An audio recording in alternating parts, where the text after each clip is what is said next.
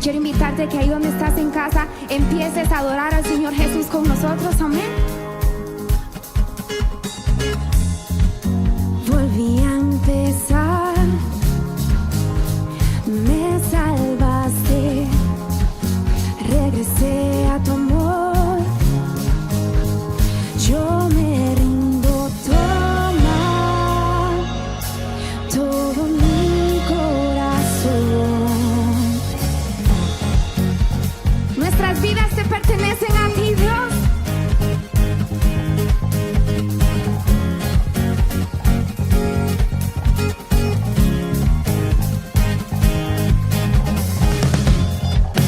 Quitas la opresión, tú nos libras y siento tu amor,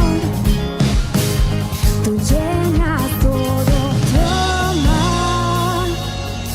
todo mi corazón. Tú nunca me dejarás y me abandonarás y nunca desistirás. Vamos a gritar, el futuro empezó.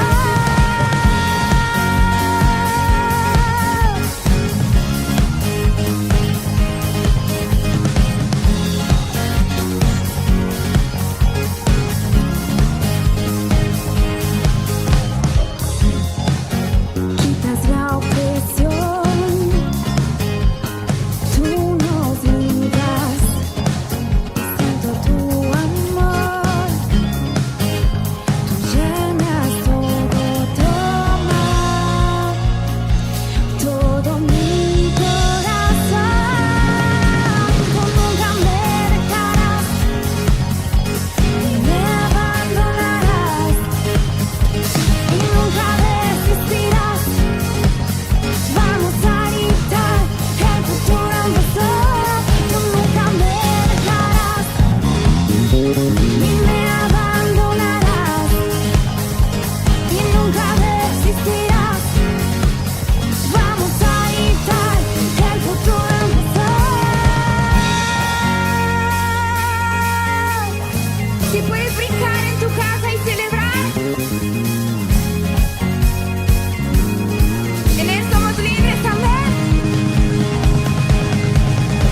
Voy a bailar, voy a cantar y en tu casa todos bailamos. Voy a bailar, voy a cantar y en tu casa todos bailamos. Voy a bailar, voy a cantar y en tu casa todos bailamos. Voy a bailar, voy a cantar y en tu casa todos bailamos.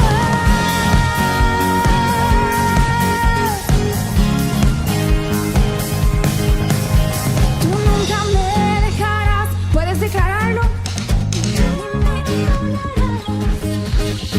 Y nunca desistirás. Vamos a gritar, el futuro empezó. Tú nunca me dejarás ni me abandonarás. Oh, no. Vamos a gritar, el futuro empezó. Voy a bailar, voy a cantar y en tu casa todos bailamos. Voy a bailar, voy a cantar y en tu casa todos bailamos. Voy a bailar, voy a cantar y en tu casa todos bailamos.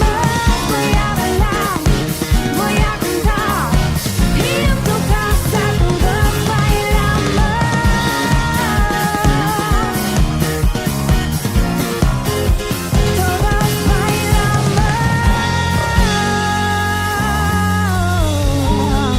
¡Apláudale!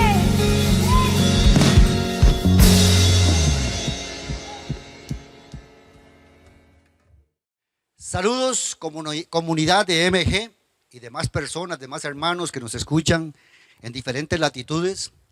Reciban un caluroso saludo y les traía una palabrita.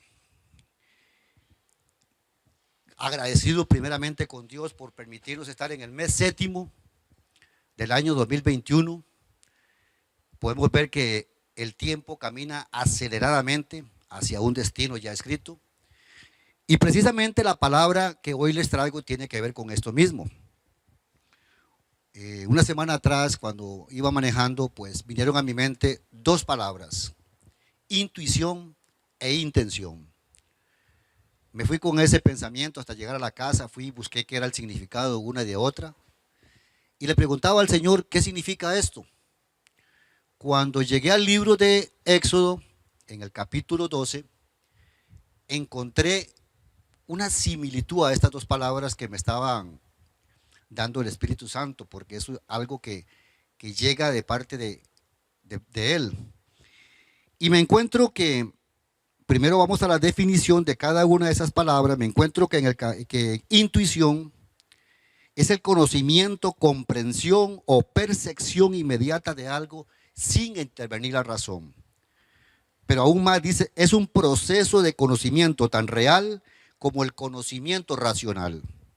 Y se apoya en toda la información que recibimos e inclusive tiene explicación científica, pues es llamado el sexto sentido, ya que es fruto de un conocimiento ya adquirido que puede ser recuperado en cualquier momento.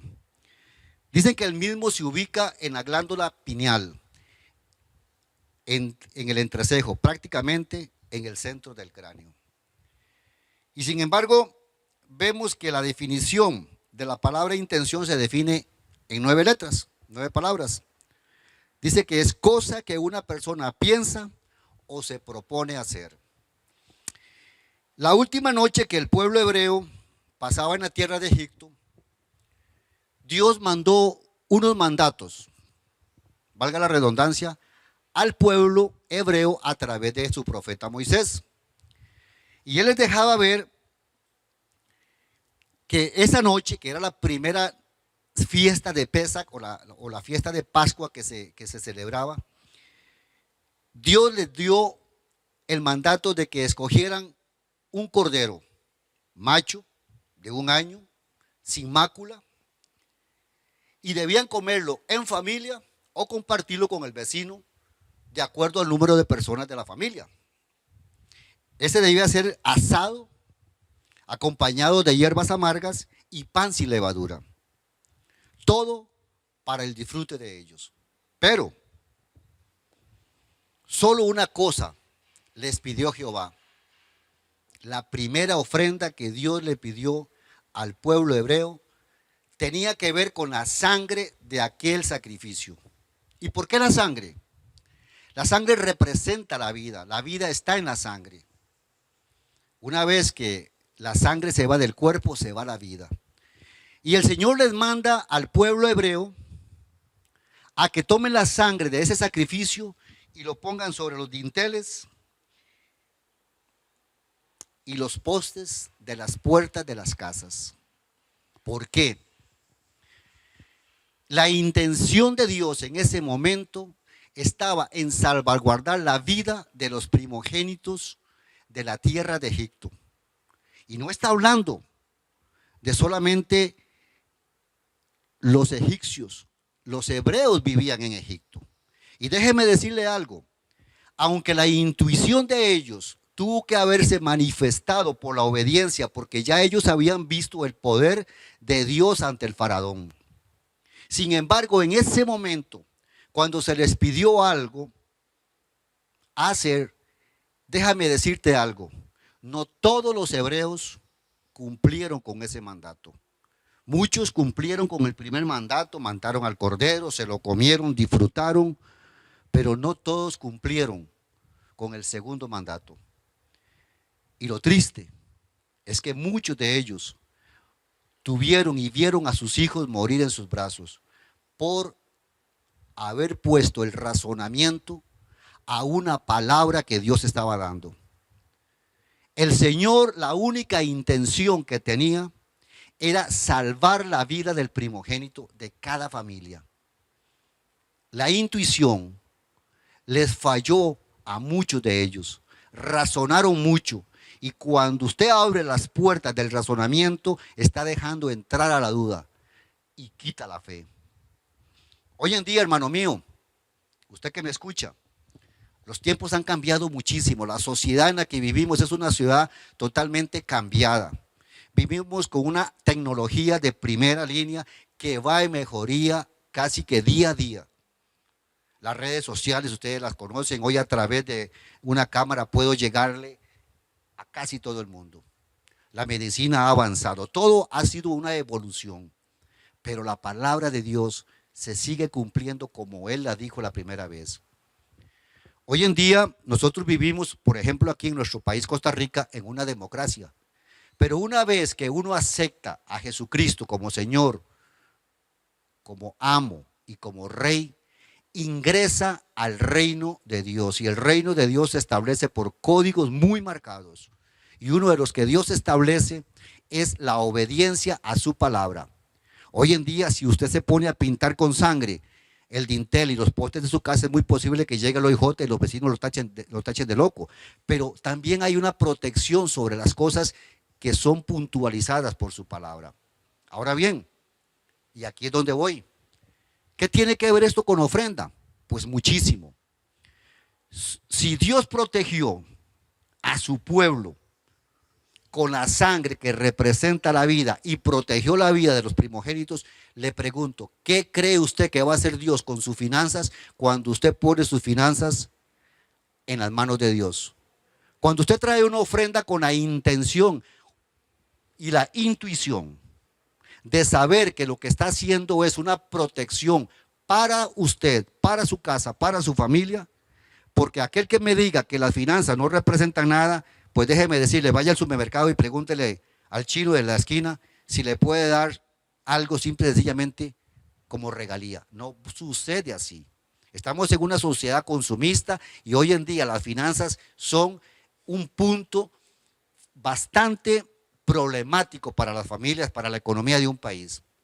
Ahora bien, cuando nosotros tomamos la ofrenda con la intuición del conocimiento que ya tenemos adquirido, porque hablarle en cada reunión a un pueblo que conoce de lo que es el poder de la ofrenda, simplemente lo hacemos para hacerle hincapié sobre algo que usted sabe, pero no para que entre su razonamiento o su intuición.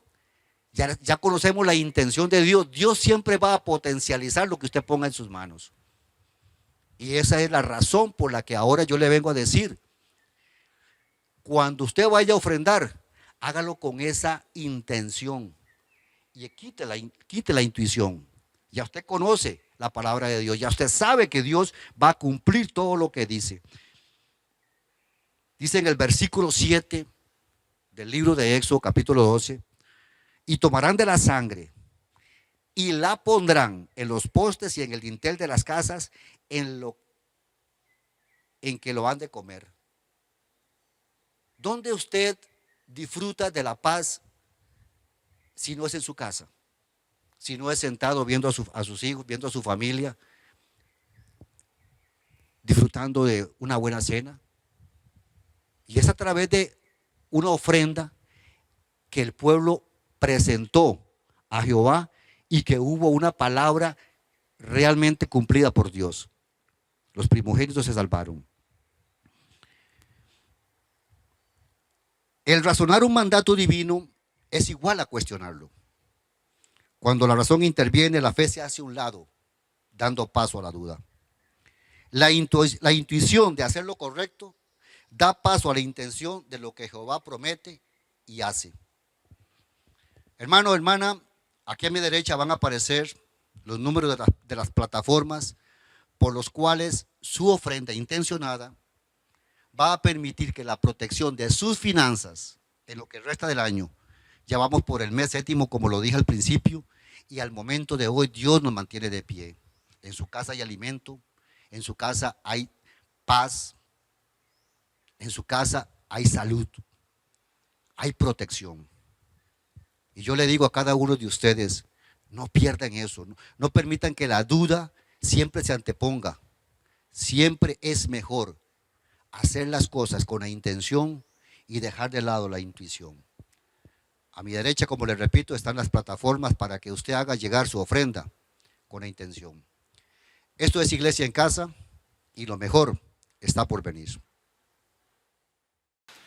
Saludos, bendiciones, recibo un abrazo muy fuerte de nuestra parte acá desde nuestro set de grabación, deseando para su vida, para su casa, para su familia, sus proyectos y sus sueños, el favor de Dios totalmente depositado en todo lo que usted está haciendo.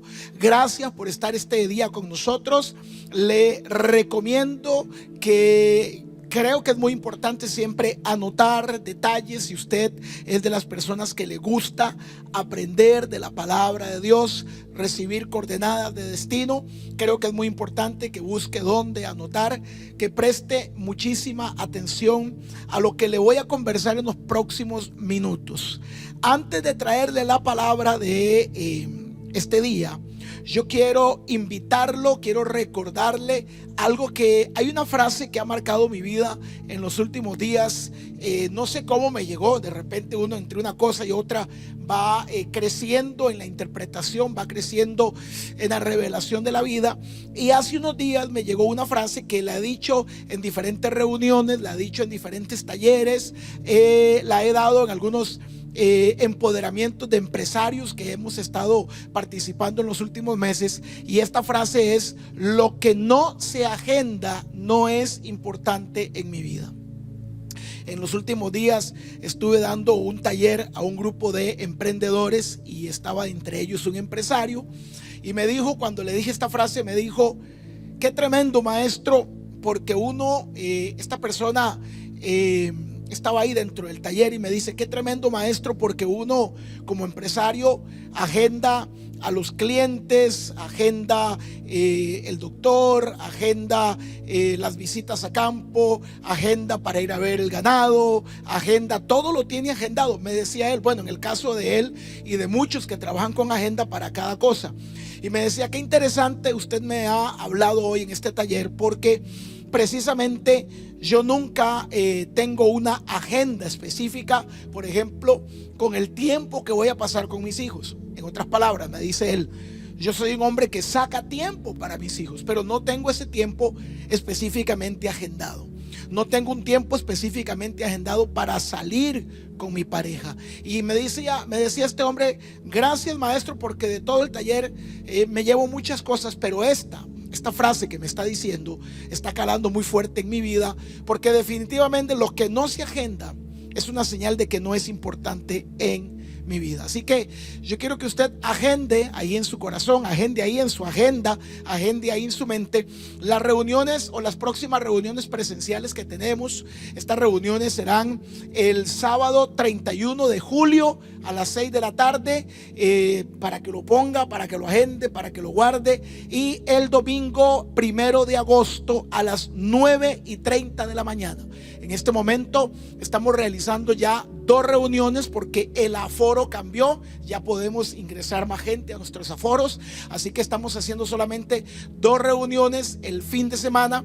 Siempre se nos queda un grupo de gente fuera, pero bueno, es parte del manejo que tenemos que dar en este momento por las circunstancias en las que manejamos nosotros los contratos con el lugar donde rentamos para hacer las reuniones presenciales, y tenemos que fortalecer muy bien todos estos detalles para poder seguir al siguiente nivel. Así que recuerde y agende: sábado 31 de julio, 6 de la tarde, comience a agendar desde ya. De hecho, va a aparecer, producción va a poner ahí un arte, va a poner el número de teléfono donde usted puede agendar, donde usted puede apartar el campo suyo, el campo de sus hijos. Y el domingo 1 de agosto a las 9:30 de la mañana, una buena hora para poder dormir tranquilo, para poder prepararse con la familia y para poder ir a estar en un día de improntación, de relación, de alabanza, de adoración, de poder conectar el cielo con la tierra, de poder conectar el favor de Dios y el manto de Dios sobre su casa y sobre su vida. Así que ahí le dejo esta información. Número 2,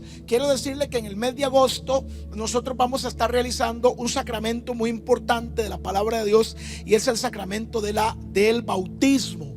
En la Biblia está escrito en el libro de Mateo capítulo 3 que Jesús se bautizó, y dice la Biblia que cuando Jesús se bautizó, los cielos le fueron abiertos. El bautismo es una acción espiritual espiritual que definitivamente trae una bendición extra sobre todas aquellas personas que proceden al acto del bautismo. Así que si usted nunca se ha bautizado, usted profesa la fe cristiana, pero por alguna razón, por descuido, por ignorancia, por lo que sea, nunca se ha bautizado, escríbase, llámenos, inscríbanos al número de pantalla, el 8977-7779, y usted dice ahí su nombre, envía su número de teléfono, bueno, va a quedar registrado, y usted dice, inscríbame para el bautismo. Número 2. Número 3.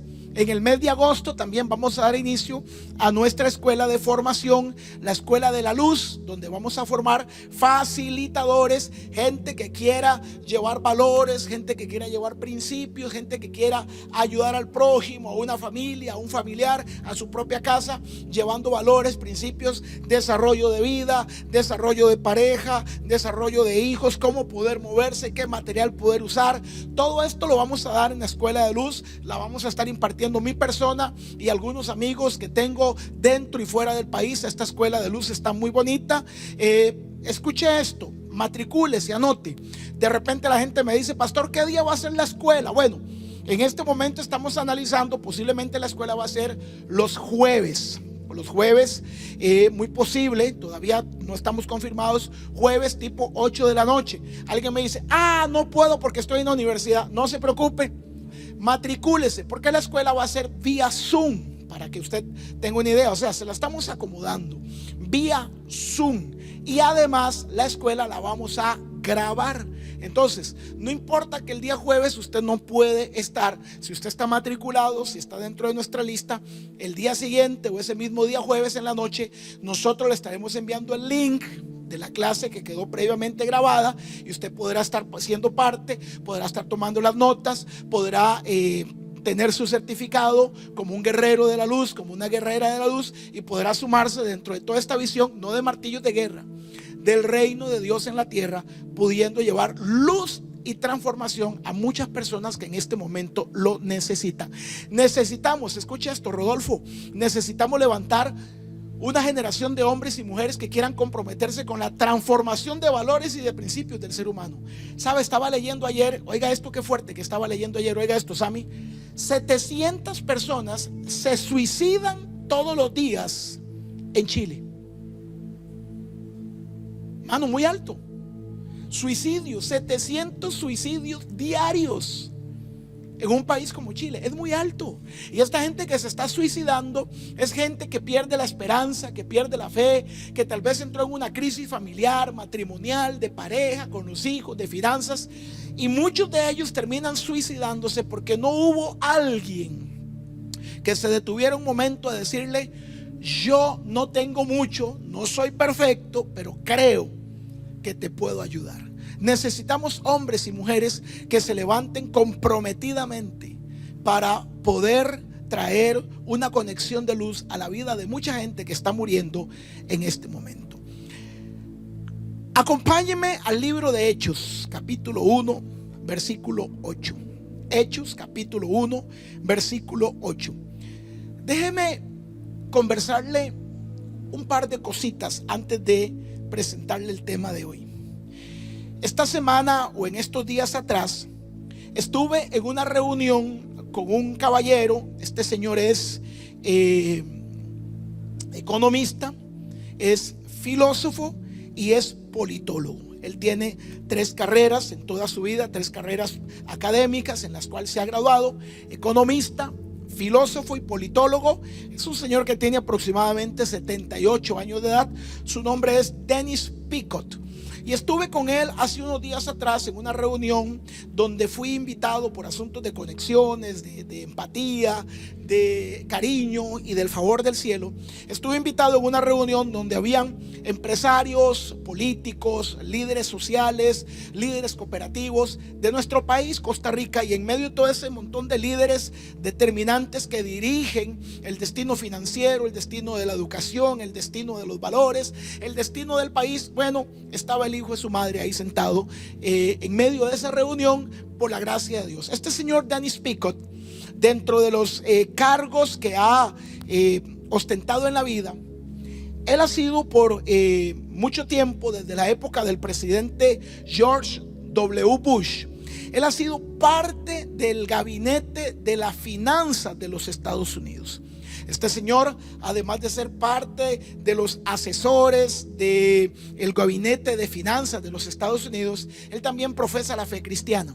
Y nos estaba comentando dentro del taller que él estaba dando en estos días, que estuvo hablando un poco acerca de la perspectiva, de la cosmovisión política del mundo en los próximos 10 años, la cosmovisión financiera del mundo, la cosmovisión social del mundo. Un taller bastante interesante, que de hecho fue un taller de las 9 de la mañana hasta las 4 de la tarde, donde estuvimos compartiendo, recibiendo dirección, recibiendo información, recibiendo conocimiento para prepararnos, porque hay que prepararnos a lo que viene a través de herramientas que tenemos que invertir estando en ellas. Y este señor nos decía que dentro de los análisis financieros mundiales que se han hecho, tanto dentro de los Estados Unidos como fuera de los Estados Unidos, la humanidad ha venido desde el 2007, mucho antes, pero en el 2007 la humanidad comienza una aceleración en la afectación de las finanzas mundiales. A partir del 2007 los Estados Unidos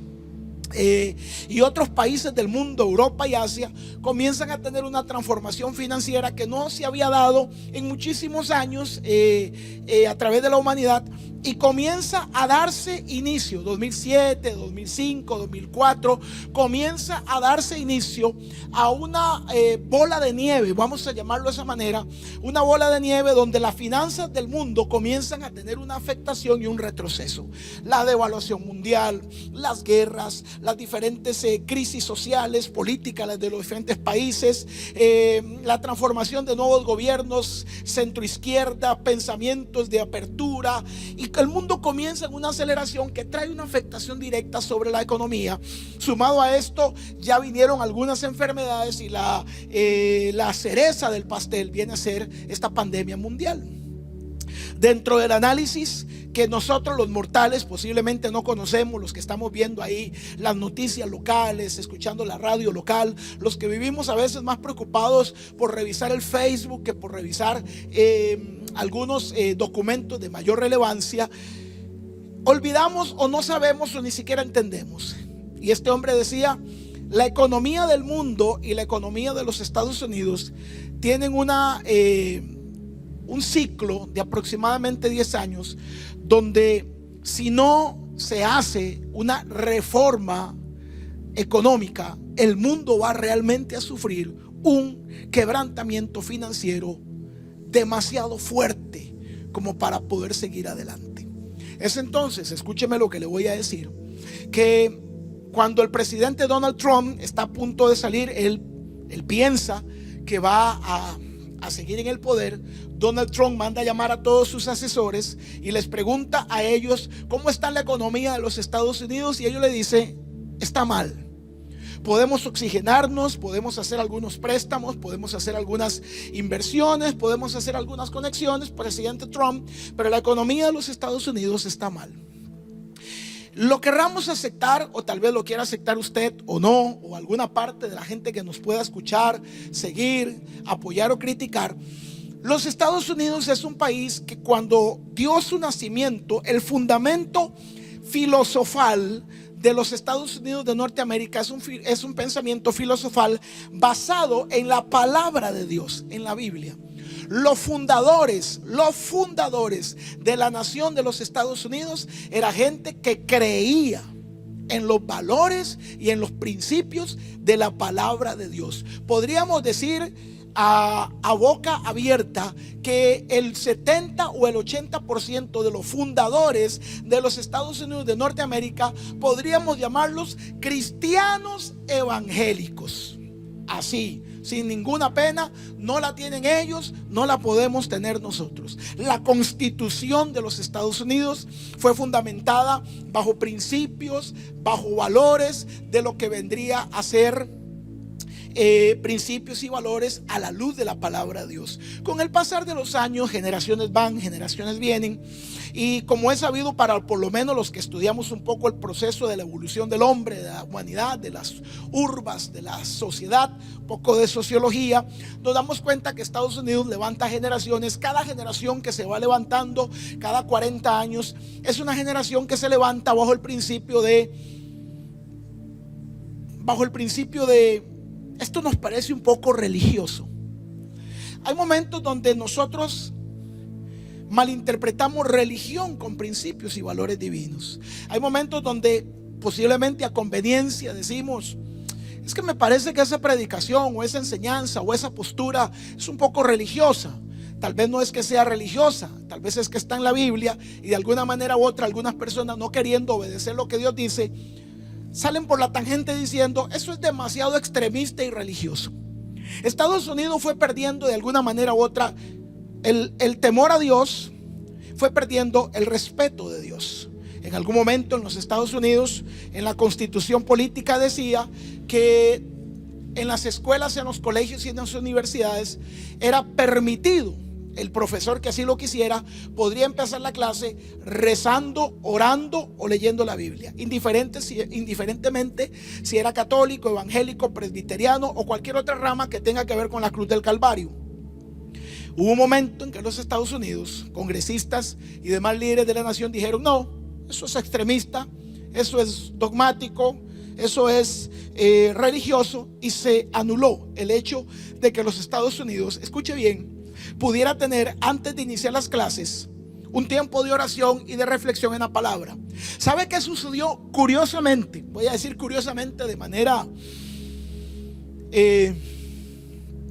irónica, curiosamente, que no había sucedido antes, 3, 4, 5, 6, 7 años después de que los Estados Unidos prohibió el poder orar, el poder adorar, el poder leer la Biblia en escuelas, colegios y universidades. ¿Sabe qué sucedió? Comenzaron a venir asesinatos en masa en los centros educativos de los Estados Unidos. Curiosamente, cuando los Estados Unidos sacó a Dios de las escuelas, comenzaron a venir muchachos con problemas emocionales, y en la historia que usted y yo conocemos de hace más o menos una década, quizás un poquito más, donde comenzaron a venir lo que en algún momento eran noticias escandalosas. Un joven entró con una arma, mató a 10, 12, 15 de sus compañeros. Hoy esa noticia dejó de ser escandalosa en las escuelas, colegios y universidades de los Estados Unidos. ¿En qué momento los Estados Unidos, en qué momento el asesinato en masa en las escuelas, colegios y universidades comenzó a formarse como parte de la vida? Hoy estudiantes en los Estados Unidos van con temor a las clases. Eso no sucedía hace 10, 15 años atrás, porque antes de empezar a la clase había una palabra de fe, había una palabra de valores, había una palabra de principios, había una oración. ¿Eran perfectos? No, pero no estaban las matanzas. No sé si me estoy dando a entender. Aquí es donde la gente dice: ustedes son demasiado fanáticos. Pero aquí es donde las evidencias me dicen que cuando yo saco a Dios de una familia, que cuando yo saco a Dios de una institución, que cuando yo saco a Dios de un país, nada bueno le puede pasar a esa persona, a esa familia, a esa institución o a ese país. Y es entonces, queridos, ustedes que me están siguiendo ahorita en este conversatorio predicación, que los Estados Unidos comienza a cerrar una puerta y a cerrar otra y a cerrar una y a cerrar otra, hasta el punto en que la gran nación a nivel mundial comienza a convertirse ya no en el número uno. Estados Unidos deja de ser el número uno en muchas cosas a nivel mundial, y otras naciones comienzan a levantarse y a superar a los Estados Unidos, al punto que hoy los Estados Unidos ya no es aquella potencia. Lo es y no lo es. No es aquella potencia. Ya hay 2 o 3 potencias adelante de los Estados Unidos. Hay 2 o 3 potencias en finanzas, hay 2 o 3 potencias en ejército, hay 2 o 3 potencias en producción empresarial. Ya hoy los Estados Unidos no son lo número uno. Y es entonces cuando llegan los consejeros de Donald Trump y le dicen, uno de los tantos consejeros que tiene Donald Trump dentro de su gabinete de asesores financieros, y le dicen: desde que los Estados Unidos comenzó a sacar a Dios de sus leyes, la nación de los Estados Unidos comenzó a decaer en valores, en moral, en políticos y en finanzas. Voy a hacer un paréntesis. Qué interesante que si usted hace un estudio analítico, se dará cuenta que en América Latina los países que comenzaron a sacar a Dios, no de la política, no estamos hablando de política, los países que comenzaron a sacar a Dios dentro de sus leyes, como una ley de valor y de principio, autorizando, es ni siquiera obligando, autorizando, permitiendo que la palabra de Dios fuera predicada en colegios, que la palabra de Dios fuera enseñada en escuelas, que la oración fuera abierta en cualquier lugar, con la misma, escúcheme, con la misma libertad que grupos minoritarios pueden poner un servicio sanitario para él o para ellas, entrando con toda libertad, con la misma libertad que ellos podrían hacer eso. Y no tengo ningún problema, porque al final de cuentas cada uno determina el destino que quiere para su vida y para su cuerpo. Pero con esa misma libertad que los gobiernos de nuestros países de América Latina se han desvelado para que ciertas leyes de igualdad de ideología se den. La pregunta es, ¿por qué algunas leyes de igualdad de ideología se pueden dar? ¿Y por qué entonces tenemos que prohibir la ideología de adorar, de leer la palabra? Y me llama mucho la atención que países como Argentina, que países como Venezuela, que países como Perú, que países como Brasil, va contando, y que países como Costa Rica, que se han empeñado de alguna manera de sacar a Dios de sus leyes, han entrado en un decaimiento social, moral, ético, político y financiero. ¿Casualidad o profecía? Los asesores de Donald Trump le dicen: desde que los Estados Unidos sacó a Dios de sus leyes, Estados Unidos comenzó a recibir un quebrantamiento moral, social, ético, político y financiero. Y estos hombres, algunos de estos asesores de Donald Trump, le dicen: en la Biblia está escrito, que el país que se aleje de Dios, en la Biblia está escrito que el país que se aleje de Dios será o recibirá las consecuencias de lo que la Biblia llama cielos cerrados.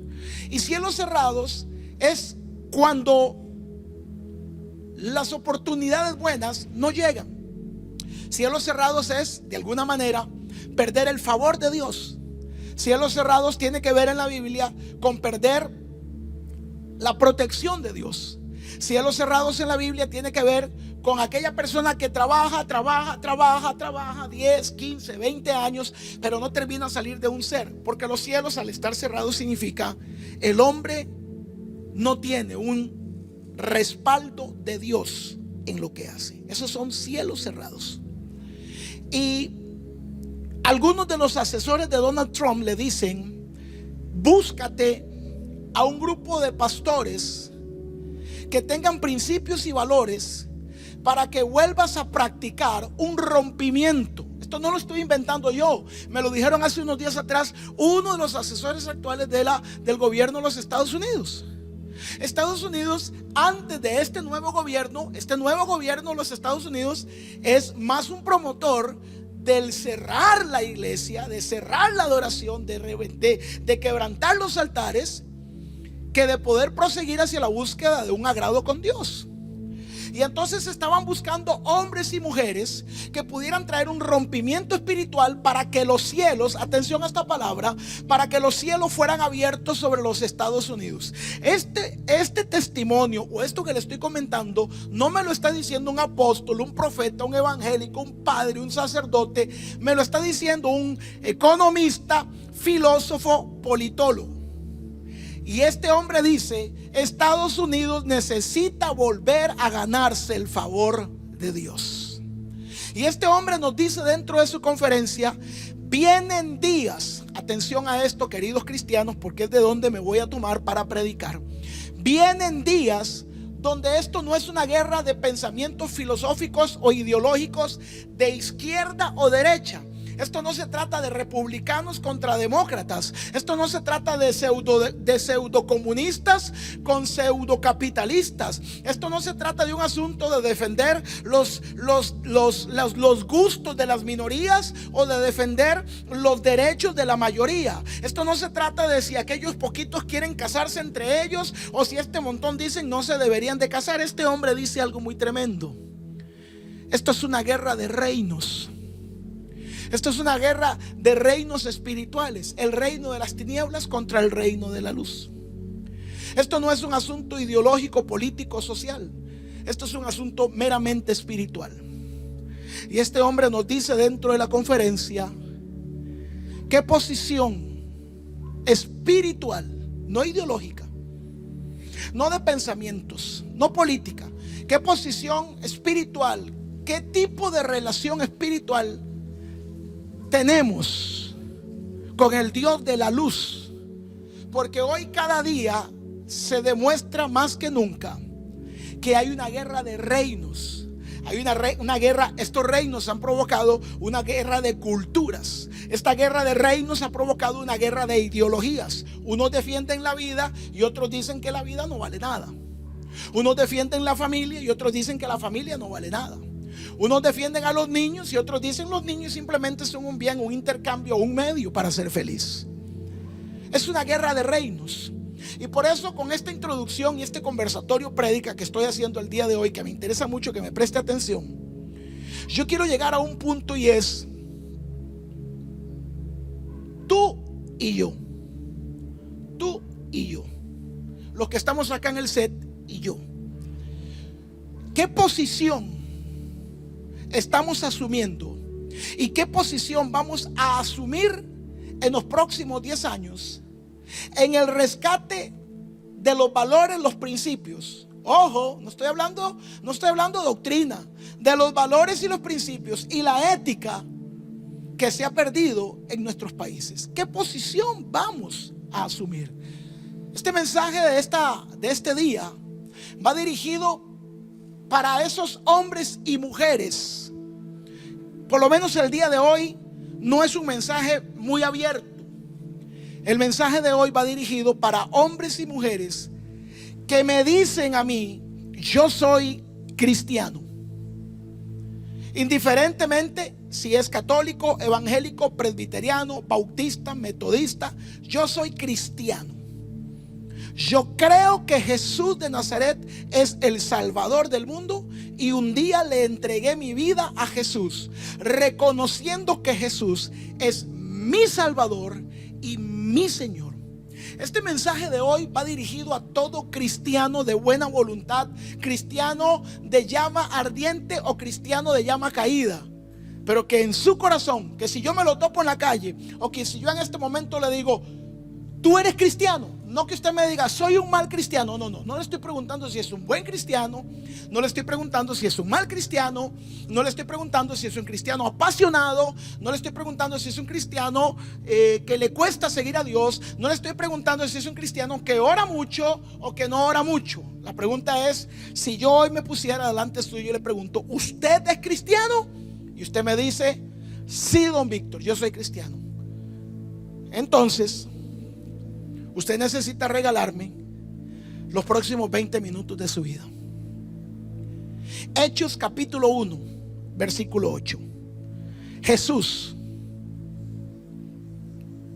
está hablando con los discípulos, quienes son la representación de lo que vendría a ser la iglesia cristiana. Hechos 1:8.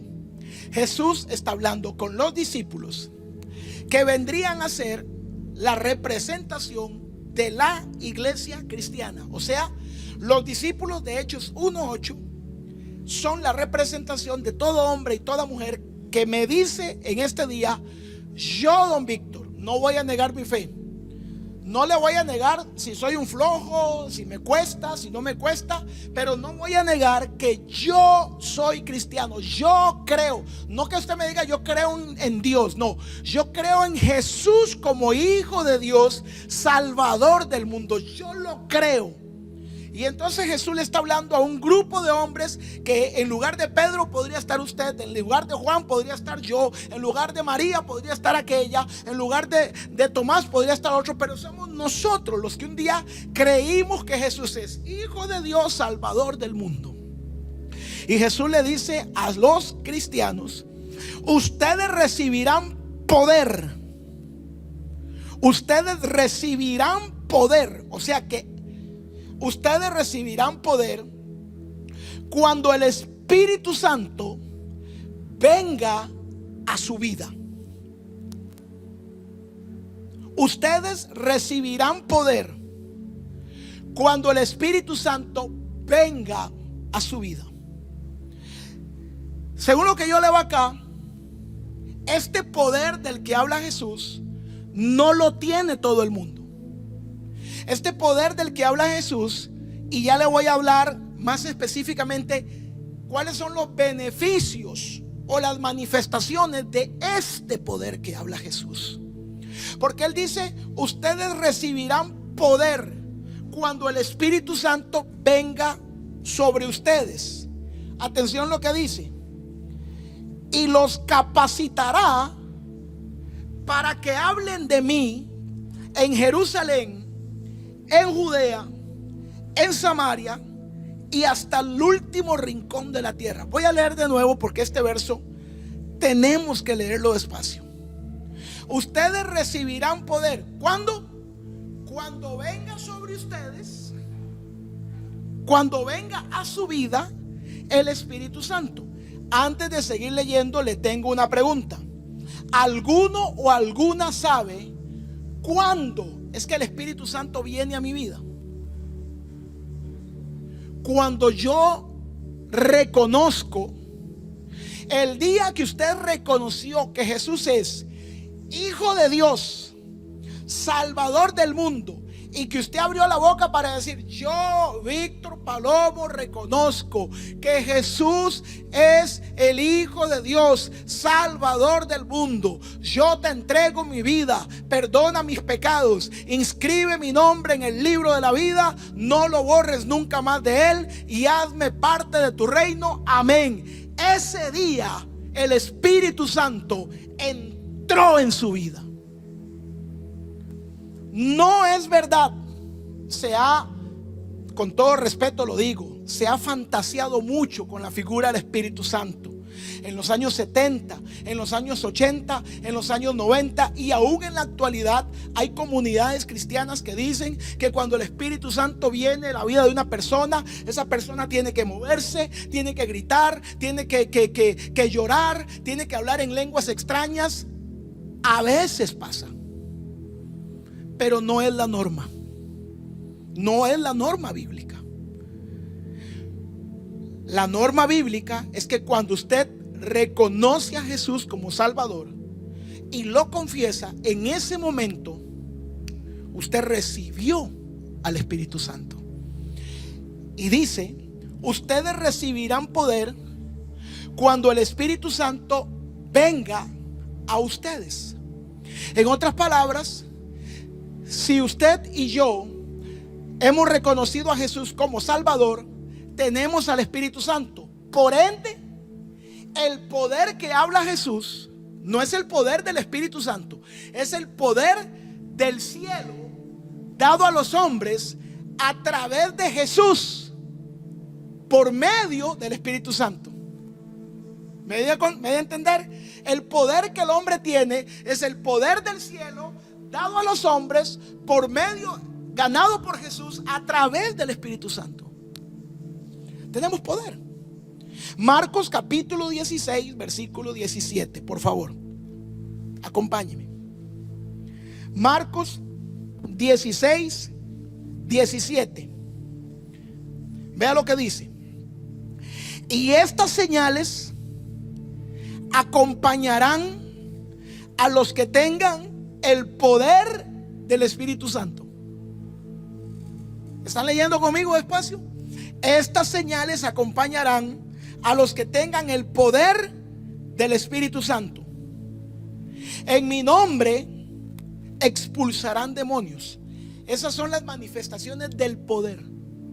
El poder que los cristianos tienen es un poder tan suficiente que si alguien está siendo atormentado por un espíritu de suicidio, ese cristiano tiene el poder de orar por esa persona y ese espíritu de suicidio se tiene que ir, no por la oración bonita, no por la oración fea, no porque ore específicamente, no porque ore.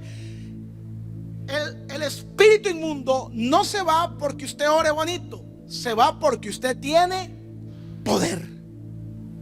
Dice, estas señales acompañarán a los que tienen el poder del Espíritu Santo.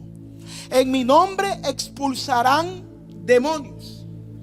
Hablarán en idiomas desconocidos. Verso 18. Tomarán en las manos serpientes y no les hará daño. Y si bebieren cosa mortífera, no los matará. Si por accidente beben veneno, o si sus enemigos les dieren bebidas con veneno, no les hará daño. Por eso vaya, vacúnese tranquilo. Si la vacuna es una bebida venenosa del enemigo para su vida y usted tiene el Espíritu Santo y tiene el poder de Dios, quiere decir que aunque a usted le inyecten veneno, a usted no le va a hacer ningún daño. Y si la vacuna realmente era una medicina, pues bendito sea el Señor, está vacunado. ¿Usted me entiende? Ha habido todo un conflicto, señores, aquí en el set. Los cristianos andan en un conflicto. ¿Me vacuno? No me vacuno. Vacúnese. Si el Espíritu Santo está en usted, usted está lleno de. Y si está lleno de poder, la protección de Dios está en su vida. Vea lo que sucede con la gente que está llena de poder, que tiene poder. Tomarán en su mano serpientes y no les harán daño. Si bebieren cosa mortífera, no los matará. Si por accidente beben veneno o sus enemigos les dieran bebidas con veneno, no les harán daño. Pondrán sus manos sobre los enfermos y los curarán. Y los curarán. Ahora bien, no sé si estoy dando, los que están acá, que son gente muy inteligente y analítica, no sé si me estoy comunicando bien. Quede claro cómo un cristiano tiene poder. O sea, quiero quedar claro en algo. El poder no viene porque usted vaya una semana de ayuno. El poder no viene, esto es muy importante. El poder no viene a la vida de un cristiano porque usted sea apóstol, profeta, evangelista, pastor o maestro. ¿Estoy siendo claro? La Biblia no dice, estas señales acompañarán a los que sirven en la iglesia. La Biblia no dice, estas señales acompañarán a los líderes de una iglesia. La Biblia no dice, estas señales acompañarán solo al pastor de una iglesia. No dice solo, no es solo. Estas señales acompañarán solo a los apóstoles. ¿Sabe por qué le digo esto? Porque con 25 años de estar sirviendo a Dios y 30 años de vida cristiana, me he dado cuenta que los cristianos que están del púlpito para acá o del púlpito para allá asumieron que el poder de sanar enfermos, asumieron que el poder de echar fuera demonios, asumieron que el poder de hacer cosas sobrenaturales era exclusivamente para apóstoles, profetas, evangelistas, pastores y maestros. Que el poder era para el líder del pastor, para el líder de alabanza, para la líder de la danza, para el líder de los consejeros. No sé si me estoy dando a entender. Los cristianos asumieron que el poder del Espíritu Santo o el poder del cielo venía a su vida el día que ellos fueran líderes de una congregación. que el poder de Dios es exclusivo para el que pasa los 9 meses de la ruta, de la academia, de la escuela ministerial, del instituto bíblico, y que cuando usted se gradúa de la academia, se gradúa de la ruta, se gradúa de la escuela bíblica, se gradúa del instituto bíblico y le dan el carnet, ese día los cristianos dicen: ahora sí tengo. Pero entonces asumieron, muchos de los que se sientan en las sillas, en las butacas, asumieron que ellos son cristianos, pero no tienen poder.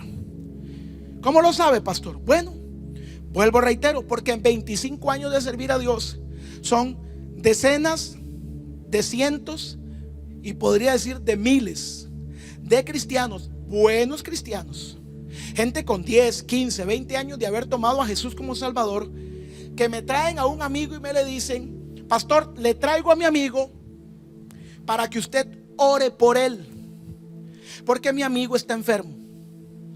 Son cientos, decenas, centenas de testimonios de cristianos que tienen una buena vida, que me dicen: pastor, necesito que venga al hospital a orar por un amigo o un familiar. Porque de alguna manera u otra ellos han asumido, o no sé si es que el diablo los ha distraído, de que el poder, este poder, ¿o yo para qué sirve este poder? Este poder sirve, dice: estas señales acompañarán a los que tengan el poder. En mi nombre echarán fuera demonios, hablarán en idiomas desconocidos, tomarán en las manos serpientes y no les hará daño. Si bebieran cosas mortíferas no los matará. Y si por accidente beben veneno o sus enemigos les dieran veneno a tomar, no les hará daño. Pondrán las manos sobre los enfermos y los curarán. Esas son las señales del poder.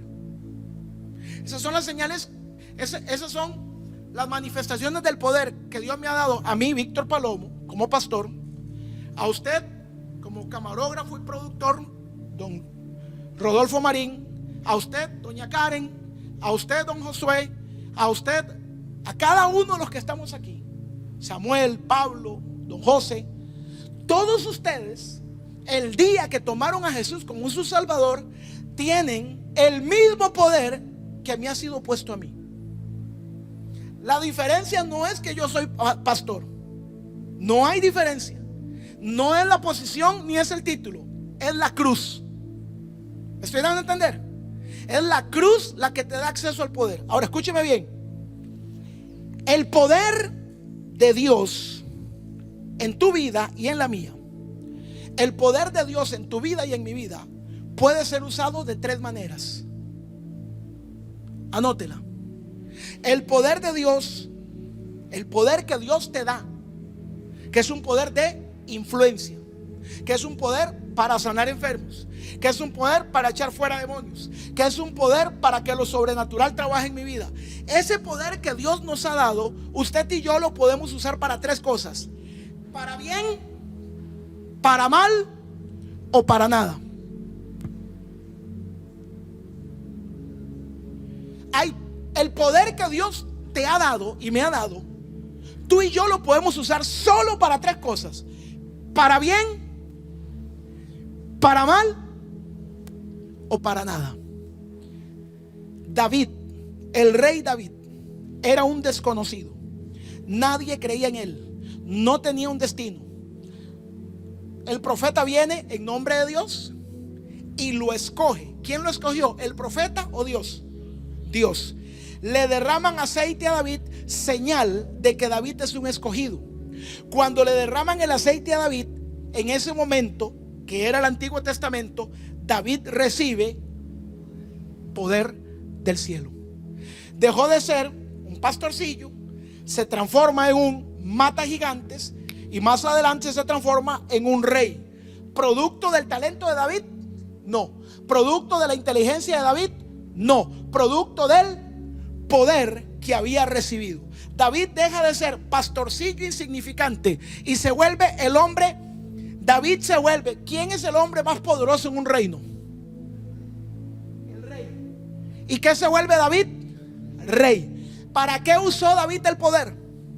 Para atraer a un soldado para meterle guaro toda la noche, para agarrar la mujer del soldado y para mandar a matar al soldado el día siguiente en la mañana. ¿Para qué usó David el poder? Pero era un poder dado por Dios. Y lo usó para mal. Israel está en una crisis de los más grandes que ha vivido. 3 años y medio que no llueve. 3 años y medio donde las cosechas están cerradas. El pueblo anda distraído e indiferente con la adoración a Dios. Y Dios tiene un hombre al que lo ha llenado de poder. Este hombre tiene el poder de convocar masas. Cuando él dice: voy a predicar, voy a hablar, voy a ministrar, miles de personas venían donde él estaba. Este hombre tiene el poder de sanar enfermos. Este hombre tenía el poder de echar fuera demonios. Este hombre tenía el poder que cuando él se paraba en un monte y decía: no llueve sino por mi palabra, no llovía. Este es un hombre que tenía el poder para decir: a partir de este momento los cielos se abrirán y comenzará a llover. ¿Y sabe qué pasaba? Llovía. Es un hombre que tenía el poder para pedirle a Dios sustento sobrenatural. ¿Y sabe qué pasaba? Sustento sobrenatural llegaba. Israel está pasando un tiempo de crisis. Las familias se están perdiendo. Pónganme atención aquí todos.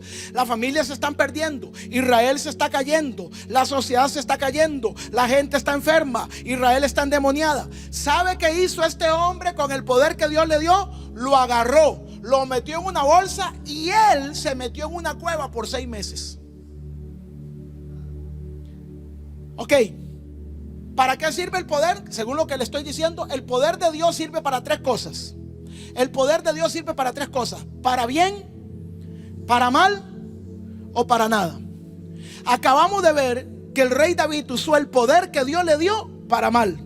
Y acabamos de ver al profeta Elías en el tiempo más difícil de la nación, donde había un hombre lleno de poder, donde había un hombre que podía echar fuera demonios, donde había un hombre que podía sanar enfermos, donde había un hombre que podía cambiar vidas, donde había un hombre que podía cambiar matrimonios, donde había hombres que podían cambiar gentes. Y ese hombre tomó el poder de Dios, lo metió en la cueva del temor, lo que metió en la cueva de la indiferencia, lo metió en la cueva de la comodidad, la metió en la cueva del descuido. En cualquiera de las 4 cuevas lo metió. Pero ¿sabe qué hizo este hombre con el poder? Nada.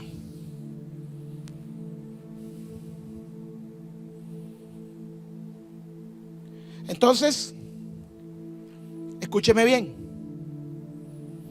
Hace mucho tiempo para acá, hace un tiempo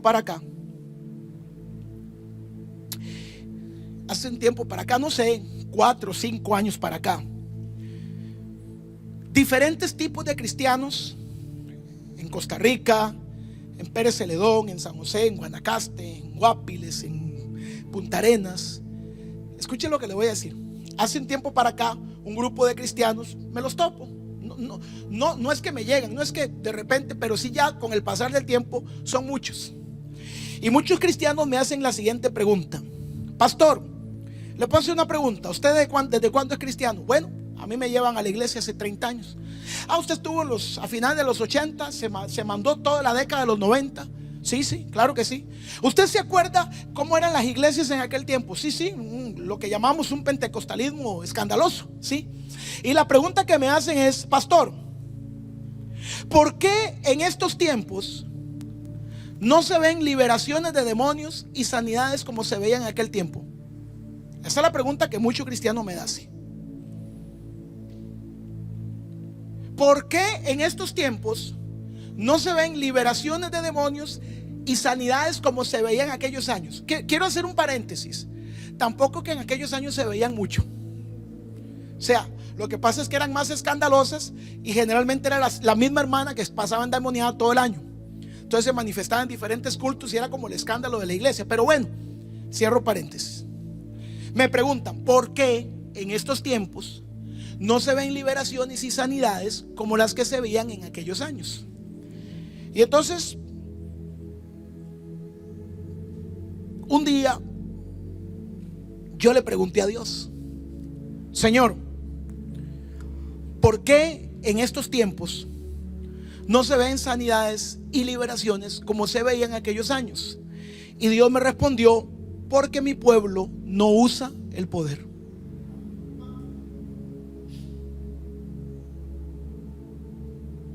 Eso me respondió Dios. No me dijo, oiga la respuesta de Dios, ponga atención a la respuesta de Dios. Dios no me dijo: porque mis pastores no usan el poder. El Señor no me dijo: porque mis apóstoles no usan el poder. Dijo: porque mi pueblo no usa el poder. Vuelvo entonces a lo que decía al inicio del conversatorio enseñanza. Los cristianos asumieron que los portadores del poder era el pastor y su equipo de líderes. Porque los cristianos, no sé en qué parte de su cabeza tienen que el liderazgo es el pastor y el equipo pastoral. Cuando el pastor dice: hoy voy a hablar un sermón, y comienza el pastor a exhortar a los líderes, la gente del pueblo vuelve a ver al hermano de la alabanza, vuelve a ver a los líderes del equipo pastoral, y desde la silla la gente del pueblo dice: hoy les están dando duro para que aprendan. Porque la gente que está en el pueblo, la gente que está en la feligresía, asume o entiende que líderes son aquellos que se paran en el altar, líderes espirituales. Yo le puedo hacer una pregunta. Yo tengo claro quién es el líder en la iglesia o en la comunidad de fe que yo pastoreo. Si usted me dice: ¿quién es el líder de la comunidad de fe que usted pastorea? El pastor. ¿Quién es el líder del equipo de alabanza? Fulano de tal. ¿Quién es la líder de la escuela, de la iglesia de niños? Fulana de tal. Eso estamos claros. En la iglesia hay un líder y hay líderes. La pregunta que le tengo que hacer: ¿y en su casa quién es el líder? ¿Y en su familia quién es el líder? ¿Y con sus hijos quién es el líder? Porque entonces nos sentamos en la iglesia, nos sentamos en el culto, nos sentamos en el desarrollo del culto, y decimos: en esta iglesia, oiga lo que decimos, en esta iglesia, antes, me dicen los cristianos, antes yo veía más liberaciones y más sanidades. Y entonces muchos cristianos dicen: pero en las iglesias eso se dejó de ver, porque mi pastor y los líderes de mi iglesia no oran por los enfermos, no echan fuera demonios. Y entonces yo hoy le tengo una pregunta: ¿y usted cuántos endemoniados ha liberado en los últimos 10 años? ¿Y usted por cuántos enfermos ha orado en los últimos 10 años? Porque ya le acabo de explicar a la luz de la palabra que el poder que está en mí está en ti.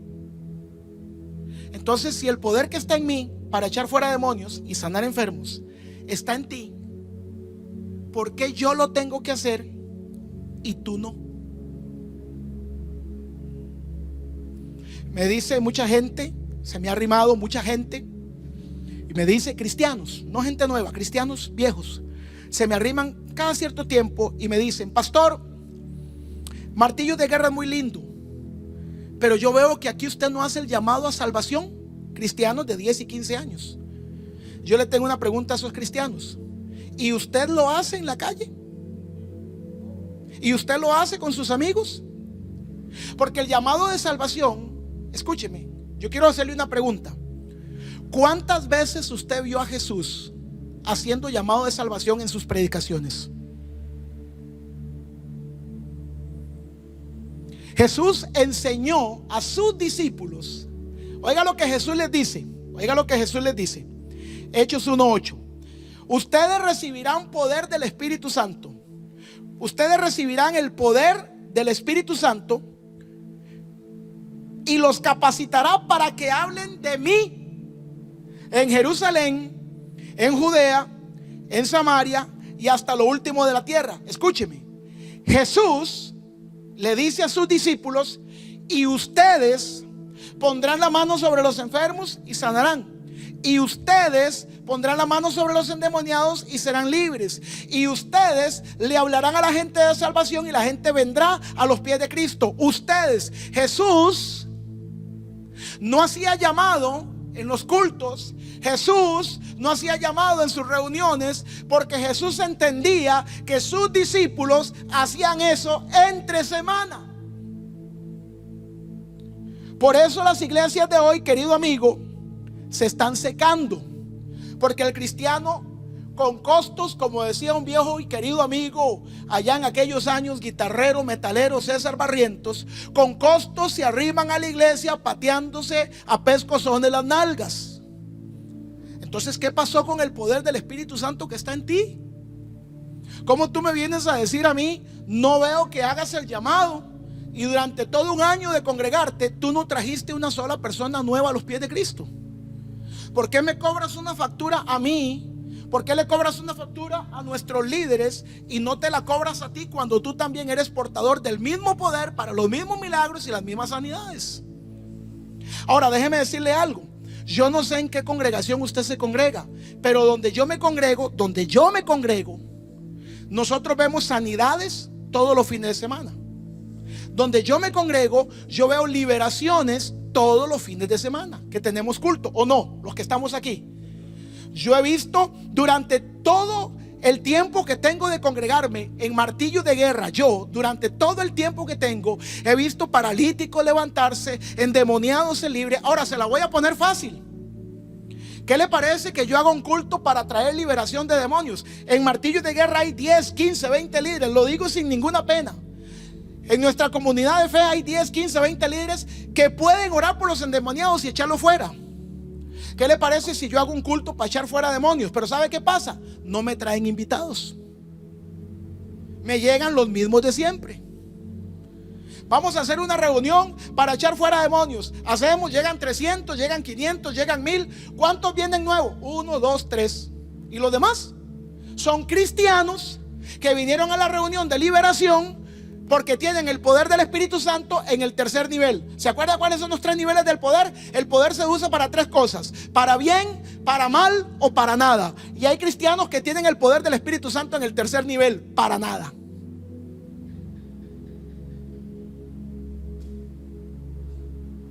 Entonces, le dije en la introducción que vienen días donde hay una guerra de reinos. Le tengo una pregunta. El pastor ora por los enfermos en la iglesia, en el culto, en el templo.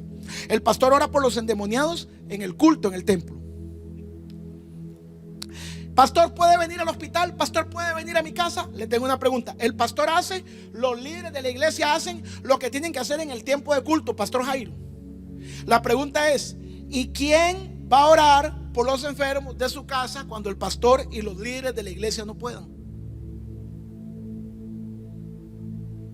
Y usted que conoce gente que ha sido amarrada con hechicería y con brujería, usted que conoce gente con espíritu de depresión, usted que conoce gente con espíritu de desánimo, usted que es cristiano, que tiene a Jesús en su vida, que tiene el Espíritu Santo, por ende tiene el poder, yo le pregunto, ¿y usted cuándo va a ir a orar por esa persona? ¿Se da cuenta? Le respondo la pregunta. Pastor, ¿por qué no se ven liberaciones y sanidades como en los años 90? Porque, mi querido amigo, los cristianos están usando el poder del Espíritu Santo en el tercer nivel. Para nada. Botado el poder. Ahora déjeme decirle algo. No sé si le está quedando claro. Esto es muy doloroso. ¿Se da cuenta usted por qué? Oiga, le voy a decir por qué en una ciudad abren un templo nuevo, abren una misión cristiana nueva. Óigame esto. En una ciudad abren una misión cristiana nueva y en vuelta de 2 o 3 meses tiene esa gente, ese grupo está lleno de 80, 90, 100 cristianos que iban a otra iglesia y ahora van a esta. Y eso es lo que tenemos: 80, 50, 100 iglesias en un lugar donde los cristianos van de una para otra, de una para otra. Pero no tenemos un crecimiento real. ¿Por qué? Porque entonces llegan las cristianas, van al salón de belleza, la amiga que les hace las uñas o la amiga que les hace el pelo está necesitando de Jesús.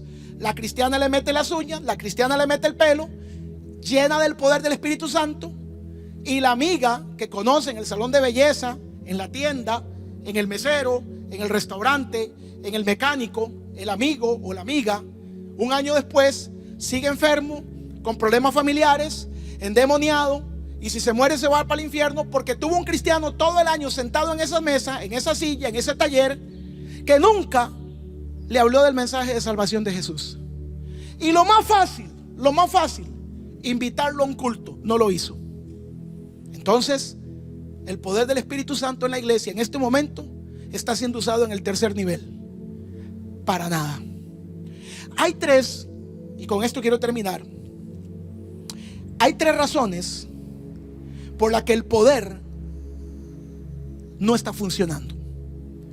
Tres razones que quiero conversarle en esta noche por las que el poder en los cristianos, no en el pastor, no en el líder. Bueno, dentro de los cristianos hay mucho pastor y líder también. Vuelvo a reiterar, lo que estoy diciendo no lo digo para vanagloria, líbreme el Señor, porque esto no es un asunto de hombre, sino del respaldo de Dios. Pero en la iglesia donde yo me congrego, yo veo sanidades, veo milagros, veo multiplicaciones, veo sobrenaturalidades. Yo lo veo siempre que hay un culto presencial, yo lo veo. Ahora, usted que es cristiano, que me está viendo, usted debería de hacer el uso mínimo del poder. El uso mínimo. ¿Sabe cuál es el uso mínimo del poder? Culto a culto, venir con un invitado. Es el uso mínimo. El uso mínimo. ¿De qué entonces, don José? ¿Para qué quiere poder? No evangeliza, no ora por enfermos, no abre grupos de estudio, no visita hospitales, no visita cárceles, no da de comer a los indigentes, no habla de Cristo y no invita a la gente. ¿Para qué quieren poder, Jairo?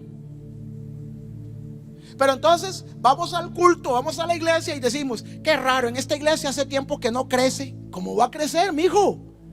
Si usted, que es el primero que debería invitar gente, no trae a nadie. Qué raro, en esta iglesia es una frialdad, aquí no pasa nada, no se liberan demonios, no hay insanidades. ¿Cómo va a pasar si usted es el primero que no ora por nadie? Ay, la iglesia sí está mal, algo de mal está haciendo el pastor. Solo el pastor está haciendo algo malo. ¿Y su poder? ¿Qué está haciendo usted con su poder? Hay tres razones por las cuales el poder del Padre no funciona en la vida de los cristianos. ¿Me permite? Escúcheme, Juan capítulo 13. ¿Por qué le digo esto? Porque en la introducción de la conversatorio prédica le dije: vienen días donde el reino de las tinieblas va a venir en contra de su casa. Oiga lo que le estoy diciendo. El pastor es el líder, sí, de la iglesia y de mi casa, pero no de su casa. El pastor es el que ora por los enfermos y endemoniados, sí, pero hay un momento en que usted tendrá que estar solo en su casa y tendrá que hacer uso del poder que ya está en ti. Juan capítulo 13 versículo 1 dice: antes de la fiesta de la Pascua, Jesús sabía que había llegado la hora de que Él dejara este mundo para ir a reunirse con el Padre. Él siempre había amado a los suyos, a los que estaban con Él en este mundo, y los amó hasta el final. El diablo ya había metido en el corazón de Judas, hijo de Simón Iscariote, la idea de traicionar a Jesús. Jesús sabía que había venido de Dios, que iba a volver a Dios, que el Padre le había dado toda autoridad. Así que mientras estaba cenando, se levantó de la mesa, se quitó el manto, o sea, se quitó el talit, se amarró una toalla a la cintura, echó agua en una palangana y se puso a lavar los pies de los discípulos y a secárselos con la toalla que llevaba en la cintura. Cuando iba a lavarle los pies a Simón Pedro, este le dijo: Señor, ¿tú me lavarás los pies a mí? Jesús le contestó: ahora no entiendes lo que estoy haciendo, pero después lo entenderás. Pedro le dijo: jamás permitiré que me laves los pies. ¿Por qué le dice eso Pedro? Por una sencilla razón: tú eres el maestro y yo soy el discípulo. Jamás el maestro le lava los pies a un discípulo. Jamás los reyes le lavan los pies a los súbditos.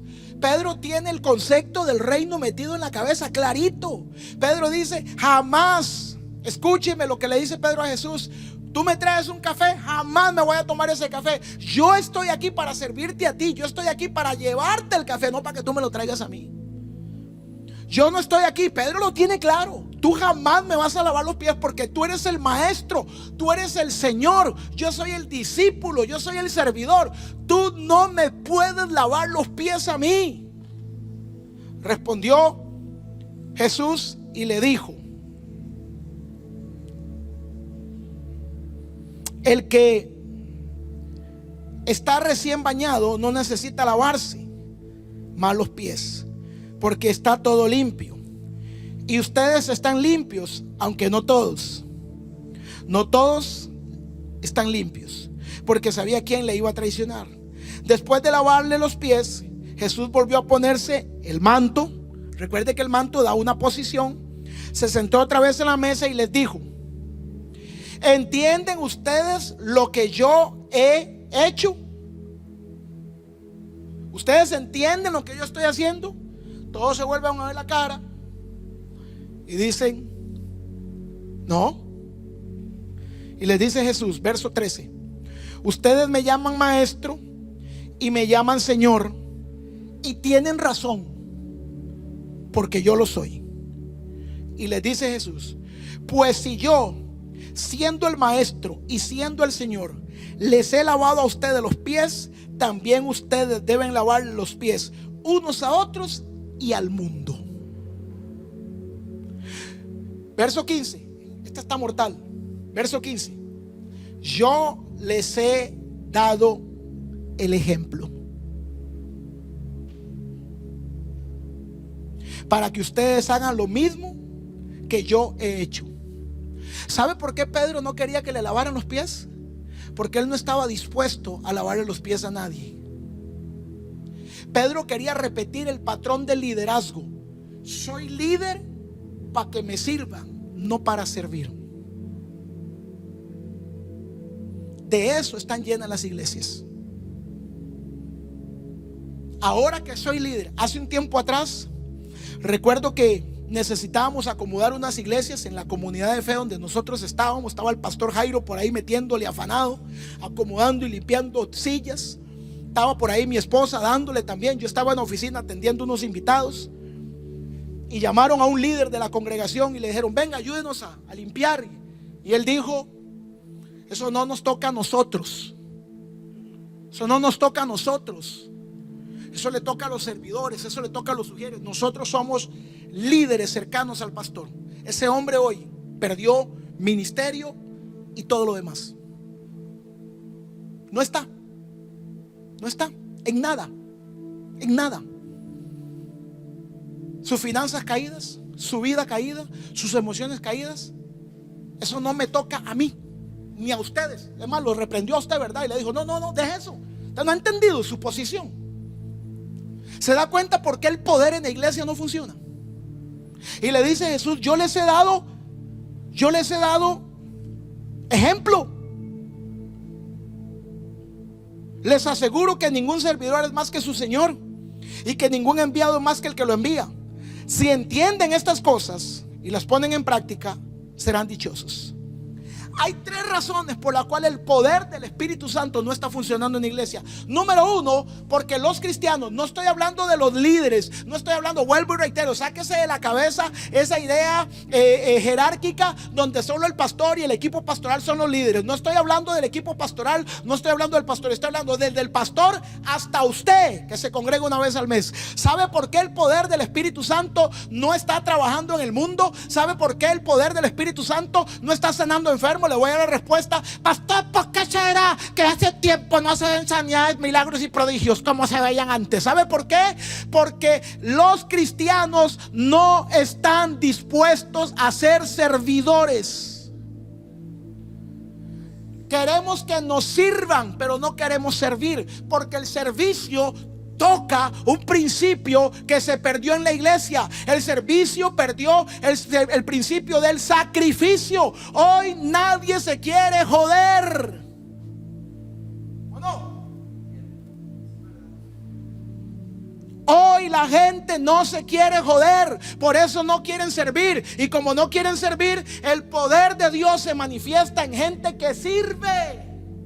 Cuando voy al hospital estoy sirviendo. Visito enfermos, estoy sirviendo. Visito en la cárcel, estoy sirviendo. Visito indigentes, solo por ellos los ministros, les doy una palabra, estoy sirviendo. Estoy sirviendo en la casa de Dios, estoy sirviendo en un grupo conexión. Puedo orar por la gente en el grupo conexión, puedo presentarles a Jesús en el grupo conexión. Mientras usted más sirva, el poder de Dios más fluye. Pero no queremos servir porque no queremos jodernos. Pedro le dice: ¿qué está haciendo? Usted es el maestro, usted es el líder, usted es el cristiano, usted no tiene que joderse. Y Jesús le dice: les voy a dar un ejemplo cómo el reino de Dios funciona. El reino de Dios funciona. Dice Jesús: se levantó de su campo. Ojo, se quitó el manto. El manto era su posición. Se amarró un delantal, cogió una palangana y se fue a joder, a lavar patas, a limpiar pies. Si no hay servicio, no hay poder. Si tú y yo no nos salimos de la zona de comodidad, si tú y yo, yo tengo un gran anhelo de que Dios me llame al ministerio. ¿Por qué? Bueno, ya ahorita no lo pueden hacer porque está cerrado. Pero ¿cuántos años estuvo el hospital abierto y nunca fuiste a visitar a un enfermo? Yo tengo unas ganas de que Dios me use de una manera grande. Mira, tenés la palabra, tenés la sabiduría, tenés al Espíritu Santo, tenés carro, tenés casa, tenés una oficina, tenés recursos. ¿Por qué no te abrís un grupo de conexión y predicás la palabra? Orás por los enfermos, orás por... Escúcheme, antes de yo viajar a las Europas, antes de viajar a Euroasia, antes de hacer una gira de 9 países en una semana y 3 continentes, yo comencé en la sala de mi casa con 14 personas enseñándoles la palabra y orando por ellos. Es que, hermano, hoy todo el mundo quiere el boleto de primera clase, pero no quieren servir.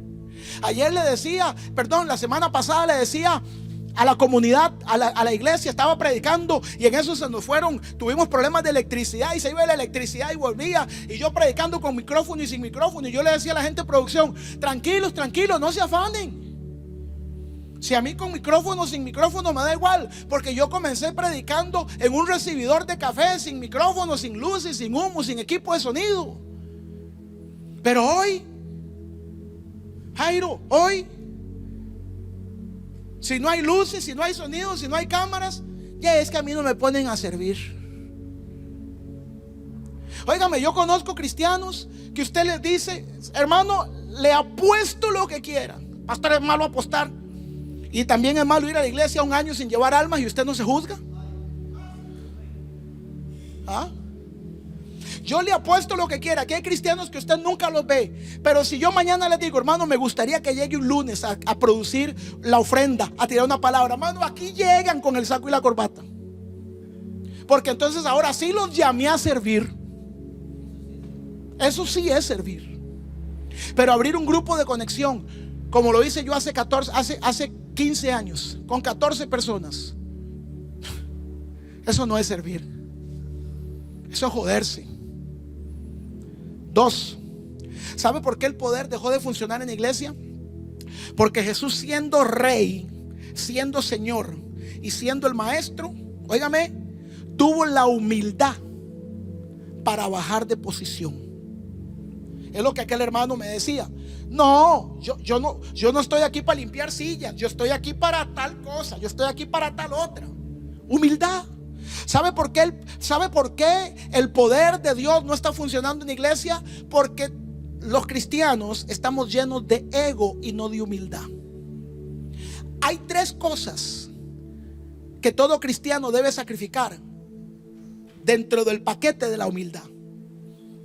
Oye, Pastor Jairo, 3 cosas que todo cristiano debe sacrificar dentro del paquete de la humildad. Número 1, mi imagen. Óigame, hay una bendita maldición, no sé, como aquella canción. Hay una bendita maldición de muchos cristianos. Mientras están estudiando y vendiendo aguacates, usted los ve sirviendo. Cuando tienen un título, ahora soy profesional, y los profesionales no servimos, porque ahora tengo otra posición.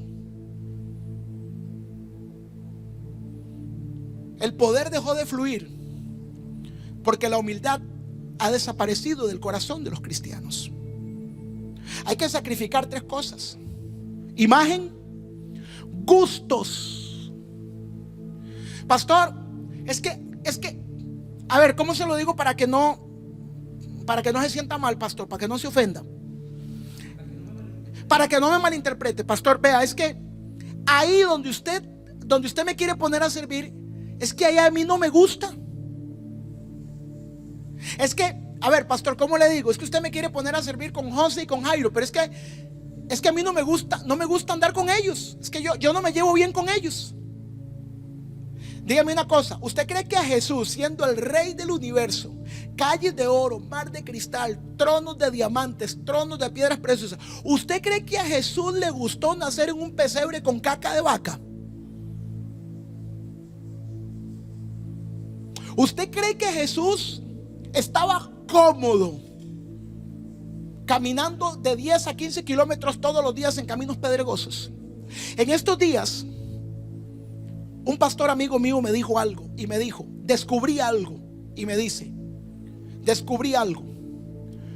Cuando tú estás en un equipo de trabajo en una iglesia y estás en un equipo de trabajo donde no quieres estar, ese es el lugar donde tienes que estar. Porque ahí es donde Dios te tiene. Porque cuando estás con todos los que quieres que estar, se llama zona de comodidad. Y Dios nunca entrega llamados bajo zonas de comodidad. Tengo que sacrificar mi imagen, mis gustos y mi posición. Mi imagen, mis gustos y mi posición. Escúcheme.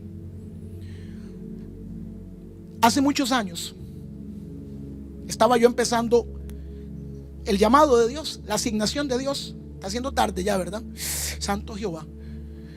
Hace muchos años estaba yo empezando el llamado de Dios. Y en aquellos años estaba de moda apóstol, profeta, evangelista, maestro. Y yo iba a los congresos, se iba aquí, iba allá, y la gente me decía: uy, yo le veo a usted perfil de profeta, y yo le veo perfil de apóstol, yo le veo perfil de pastor, yo le veo perfil a usted de evangelista, yo le veo todo junto y más. Y hermano, yo estaba joven en el evangelio, estaba empezando, y yo hacía unas encuestas así, y yo decía: voy a ver el perfil de Víctor Palomo. Y yo decía: hermano, sí, yo soy como profeta, evangelista. Y hermano, aquel afán que me tenía. Un día yo andaba afanado, pues yo decía: yo necesito identificar qué soy. Apóstol nunca me llamó la atención, pues yo decía: profeta, evangelista, maestro, ¿qué soy yo? ¿A dónde me ubico? ¿Cuál es mi llamado? ¿Cuál es mi unción? ¿Cuál es mi gloria? Y un día yo estoy en mi casa y tuve eso que uno no está ni dormido ni despierto, sino como una visión, un éxtasis. Hermano, yo era un carajo en un reino, de esos reinos lejanos de la Edad Media, ¿verdad? Yo vivía en un poblado, en una comarca, en un reino. Y yo me recuerdo que yo entraba, yo servía al rey. En aquel sueño que yo tengo, yo servía al rey. Y yo recuerdo que yo venía con una bolsilla para el palacio del rey. En el sueño, en la visión que yo tuve, ese sueño nunca lo olvidé. Hasta una canción le saqué. Y yo venía con un bolsillo. Y yo no entraba por la puerta principal del palacio, yo entraba por otras puertillas donde entraban los servidores del palacio. Yo llegaba, yo el sueño no tenía claro nada, o sea, lo voy contando el sueño como yo lo fui viviendo. Lo tengo tan lúcido, tan nítido, yo tengo hasta los aromas, los atardeceres. Podría escribir un libro de ese sueño. Y yo vengo entrando, ¿verdad?, al palacio con una bolsilla. Yo vivía en la comarca, en algún lugarcillo, subía al palacio, porque los palacios están ahí. Entraba a un cuartillo y sacaba de la bolsa, mano, me ponía. Y cuando yo me veía en el espejo, ¿sabe quién era yo? El payaso del rey, el bufón. Yo me veía en el espejo y yo decía: mira, yo soy el bufón del rey. Y algo me dice: sí, tú eres, así me llamaron en el sueño, el comodín del rey. El comodín del rey. Me ponía el traje de comodín, de bufón, hermano, y me iba por unos pasillos angostos. Yo no caminaba por los pasillos reales. Yo no caminaba, en mi sueño, yo no caminaba por donde caminaban los guerreros y los artesanos y el rey. Yo no sé si me estoy dando a entender. O sea, nosotros los servidores del palacio caminábamos por otros pasillos internos, donde eran pasillos angostos, donde no caminaba la gente importante. ¿Sí me estoy dando a entender? No caminaba la gente importante. Y yo a través de esos pasillos llegaba directamente a la recámara del rey. Yo tocaba la puerta, entraba y le decía: majestad, para lo que necesite. Entonces el rey me decía, vea, vaya, tráigame vino. El rey me decía, haga tal cosa. El rey me decía, vaya a la cocina. Y yo iba por los pasillos y hacía los mandados del rey. El rey me decía, cuénteme un chiste, baile, cánteme, hermano. Yo era el comodín para lo que el hombre me ocupara. Siempre, como yo era el comodín, el del agua, el de las payasadas, el de esto, ¿no? Yo siempre estaba donde estaba el rey, en el sueño. Y recuerdo que un día yo estoy en el sueño, yo estoy en una esquina, siempre me metían en una esquina donde no me viera, pero yo tenía que estar en un lugar donde el rey me veía. Si usted es líder de un pastor, usted tiene que sentarse donde su pastor lo vea. No se vaya a sentar allá, porque si usted es un servidor, los servidores no pueden estar allá, tienen que estar aquí. Para si usted ocupa algo, que el servidor se mueva. Eso me lo dejó el sueño. Y yo estaba puesto en una esquina, pero yo siempre tenía visión del rey. Yo siempre sabía dónde estaba. Yo sabía cuando el rey hacía una mano, yo sabía era vino. Cuando el rey movía una mano, yo sabía era agua. Hermano, hay pastores que hoy le dicen a un líder, le hacen todas las señales, hermano. Y el líder no supo ni qué le estaba diciendo el pastor, porque no conocen a sus pastores. Yo estoy en una reunión con el rey, está reunido el rey con los guerreros. El rey no estaba siendo sitiado por un ejército, y todos los guerreros decían, no sabemos cómo entrarle, el rey no está ahí, el ejército está allá, el rey no está sitiado, todo está sitiado. Los príncipes, los guerreros, todo el mundo, nadie sabía cómo entrarle. Cuando todos se fueron, el rey se quedó muy asustado, muy preocupado. Se fue para su recámara, me mandó a llamar. Yo llegué a la recámara en el sueño, y estando yo ahí viéndolo muy angustiado, me le acerqué con mucho respeto y le dije, majestad. El rey me vuelve a ver y me dice, y le digo yo, ¿le puedo hacer un aporte? El rey se me queda viendo y me dice, dígame. Y le digo yo, como yo camino por los caminitos del pueblo, yo conozco un lugar por donde podemos salir y sitiar al ejército. Y me dice el rey, ¿estás seguro? Le digo, sí. Y me manda con un guerrero de los importantes. Yo lo llevo por el caminillo, lo saco por una parte del palacio, lo saco por una parte de la muralla, lo llevo y le digo, mire, allá está todo el palacio. Si ustedes vienen por aquí atrás, le caen por el rey y lo matan. Hermano, el rey mandó a un capitán de guerra. El capitán de guerra le dijo, es veraz lo que el comodín le está diciendo. Atacaron y ganaron. El rey no gana, el rey me recompensa. Y el día siguiente, cuando llego a trabajar, ¿sabe cuál fue mi nueva posición? El comodín del rey. Y me dice el rey, no te voy a poner espada ni te voy a poner armadura, porque tengo muchos guerreros pero muy pocos comodines. Y en eso yo despierto del sueño y el Espíritu Santo habla a mi corazón y me dice, tú estás afanado para saber si eres apóstol, profeta, evangelista, pastor o maestro. Y me dice el Espíritu Santo, en este reino hay muchos apóstoles, muchos profetas, muchos evangelistas y muchos maestros, pero no hay comodines. Y me dice el Espíritu Santo, si necesitamos algo en este reino, son comodines que hagan lo que el rey necesita que hagan. Si ocupa que predique, predica. Si ocupa que cante, cante. Si ocupa que ore, ora. Si ocupa que adore, adore. Si ocupa que toque batería, toco batería. Hay cristianos que si tú le pides, no, es que yo no nací para eso. No, es que yo no aprendí. Y el Señor me dijo, ese día cambió mi vida para siempre. Ese día ya no quise ir más a un instituto bíblico. Ese día me olvidé de todo. Ese día dije, seré el comodín del rey. Eso fue hace casi 20 años. Siendo el comodín del rey, he viajado por 3 continentes y más de 30 países, siendo el comodín del rey. Dios necesita gente humilde que sacrifique su imagen, su gusto y su posición. Y por último, ¿sabe por qué el poder no está funcionando?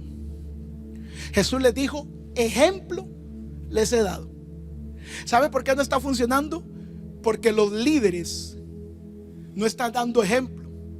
Líderes que no quieren limpiar sillas están enseñándole a la gente que enseñan que los líderes no limpian sillas. Padres que no se congregan, madres que no se congregan, familias que no buscan de Dios, le están enseñando a sus hijos que buscar de Dios no es importante. Jesús les dijo, yo les he dado ejemplo, y dándole ese ejemplo desató el poder.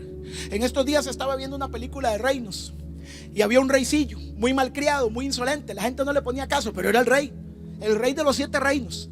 Y el chiquillo tiene que gritarle a la gente para que le haga caso. Usted me tiene que hacer caso. Y le dice un consejero, el rey que tiene que gritar, golpear la mesa, ofender a sus súbditos, levantar la voz y gritarle a su gente. Yo me acordé de uno que yo tuve. Me dijo, ese rey todavía no está listo para ser rey, porque si tienes que gritar para que te llamen la atención, eres cualquier cosa menos un rey.